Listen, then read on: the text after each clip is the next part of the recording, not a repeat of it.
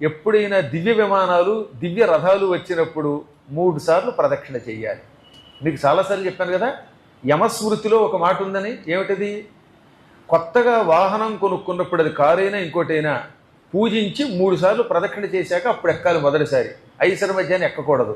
ఈ పూజ వల్ల, ప్రదక్షిణ వల్ల అందులో ఇంజన్కి అధిష్టాన దేవత అయిన యముడు అనుగ్రహిస్తాడు. అప్పుడు యాక్సిడెంట్లో చచ్చిపోం మనం. దానికి వాహన పూజ అని పేరు.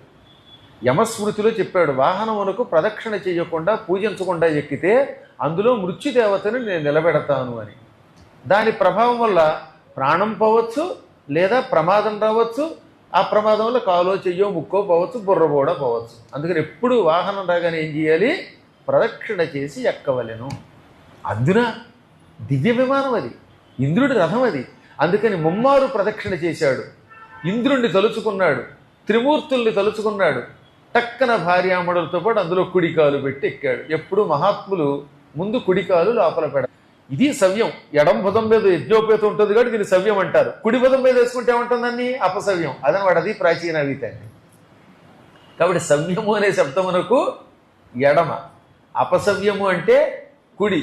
అర్జునుడికి సవ్యసాచి అనే పేరు ఎందుకు వచ్చింది? కుడి ఎడమ 2 చేతులతో బాణం వేసినా ఎడం చేత్తో ఇంకా బాగా బాణం వేస్తాట, స్పీడుగా. సవ్యబాహువుతో ఇంకా వేగముగా వేస్తాను గనక సవ్యసాచి అని పేరు వచ్చినట్టుగా మహాభారతంలో